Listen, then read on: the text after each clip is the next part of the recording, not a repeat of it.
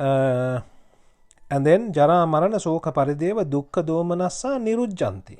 Because there is no jara marana soka parideva dukkha domanassa. So when you say there is no jati, you have to understand the deeper meaning of this jati. Jati is something that is created from raga, dvesha, moha. Right? Jati is not something that you see. Jati comes with raga, dvesha, moha. That is when there is a suffering. I'm pretty sure if you have listened to that discourse in Dhammacakkappavattana Sutra as well as in Mahasatipatthana Sutra. Jati dhamma nangausu satta evang iccha uppajjati. So you think you create a jati inside you, thinking, oh, I want this jati to be like that. So that is coming with the desire, and that is when it ends up with a suffering. Right? Moving on to the next one, which is Anguttara Nikaya 6 Mahanama Sutra, 621st page.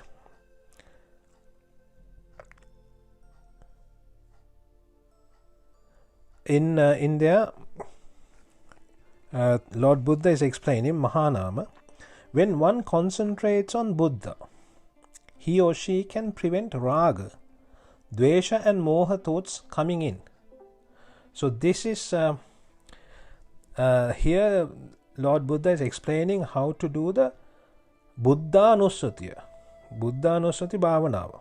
So I'm pretty sure you have heard about the Buddhanusatiya.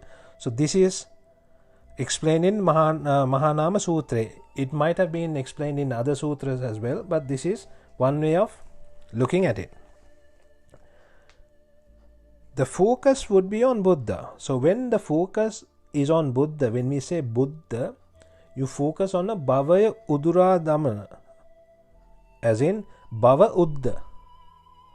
So this bhava can be karma bhava or uppatti bhava. There are two bhavas, right? Karma bhava and uppatti bhava. The rebirth is one bhava, but we are not concentrating too much on the rebirth thing. We are talking about the karma bhava, the karma that you create at the time. So that is what we are focusing on. So bhava uddha. So getting rid of that. So what we do is, because our focus is at the moment.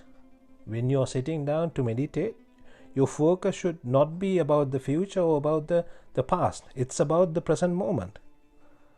So that is what you need to do. So at the present moment, if you are clean, that means you are clean. And that means you are in the state of Arihatun Vahanse. If you don't have Raga, Dvesha, Moha, right, and if you get to fourth dhyana, that is the state of Arihatun Vahanse, right? So when the focus is on Buddha, this will result in happiness. Because once you understand the Dhamma, when you focus on Buddha, Bhave Udura Dhammana, that meaning, then you get the inner peace. There is nothing to attach, right? There is no attachment, there is no raga, there is no dvesha, and there is no moha. Then the happiness comes from inside. When the happiness comes from inside, it results in pleasure, and this is jhana. In other words, in Pali it's explained, Priti manassa kayo passaddati, passadda kayo sukhang vediyati, sukhino samadhiyati. What that means is Priti. Priti is the happiness. Priti gives passaddhi. You feel light. You feel very relieved. And that will give you a lot of pleasure. This pleasure and happiness, I'm talking from inside, deep inside. It's coming from deep inside. And that is how you get to the samadhi. That is how you get to the dhyana. Right? And if you think about the first jhana, the characteristics of the first jhana is savitakkan savicharan vivekajam priti sukham. So you recite the karmasthana, that is the savitakka. Savichara is you concentrate on the karmasthana. Vivekajang is your resting, your mind is at rest. When I say rest, that is, you're not running around in terms of not roaming around. No raga dvesha moha.